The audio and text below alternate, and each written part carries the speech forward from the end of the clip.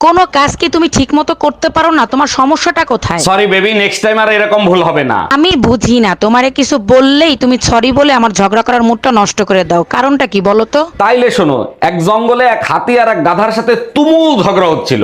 ঝগড়ার কারণ হয়েছে গাধা বলতিছে আকাশের রং লাল আর হাতি বলতিছে আকাশের রং নীল। অনেকক্ষণ ঝগড়া হওয়ার পর দুজন মিলে সিদ্ধান্ত নিল বাঘের কাছে নালিশ দিবে।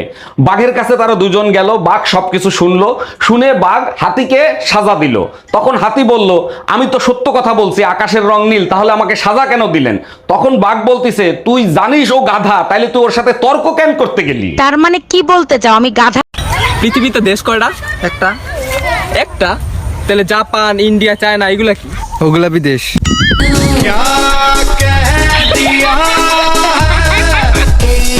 আচ্ছা শোনো, সবাই বলতেছে নতুন বছর নাকি আসতেছে।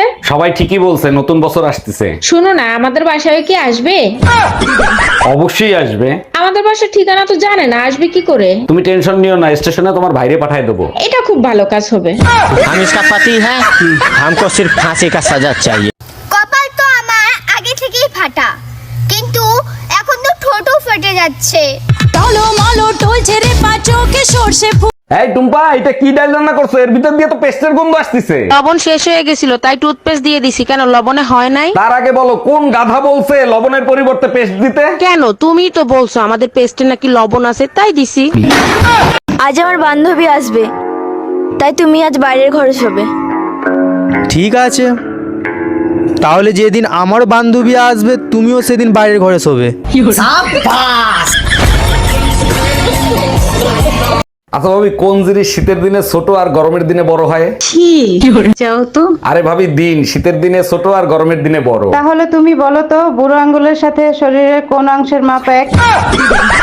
নাকের সাথে মাপ দিয়ে দেখো।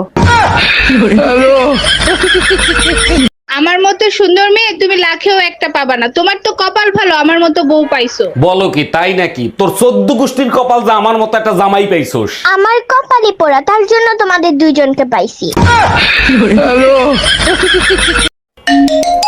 হ্যালো, এই জানো, রোকন ভাই ভাবিরে পিটাই হসপিটালে ভর্তি করছে। কোন রকম? মামুন রকম? আরে হ্যাঁ। এক মিনিট, ফোনটা রাখো, তোমার সাথে পরে কথা বলছি। মামুন ভাই, আগে বলেন বউ পিটানোর এরকম সাহস কই পেলেন? সাহসের কথা পরে শুনেন, আপনি ফোন কাটেননি, ভাবি সব শুনছে। হ্যালো, আজ তুই শুধু বাসায় আয়।